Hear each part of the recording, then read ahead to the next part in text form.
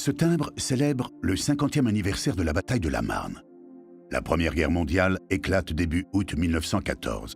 Ses origines sont complexes, les tensions en Europe multiples.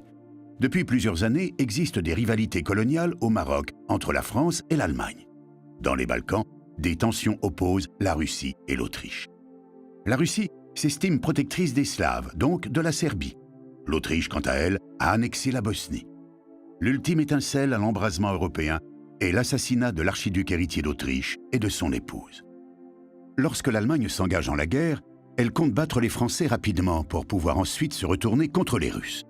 Se souvenant de la victoire éclair de 1870 à Sedan, le 4 septembre, les Allemands envahissent la France par le nord et se retrouvent à 50 km de Paris. La bataille semble très mal engagée. Le maréchal Joffre lance alors une contre-offensive. Tous les efforts doivent être employés à attaquer et refouler l'ennemi. Le rôle des taxis dans la bataille n'est qu'anecdotique. Ceux-ci ne transportent que 4000 hommes sur le front, ceux-là même qui devaient défendre Paris dont on préparait l'éventuel siège.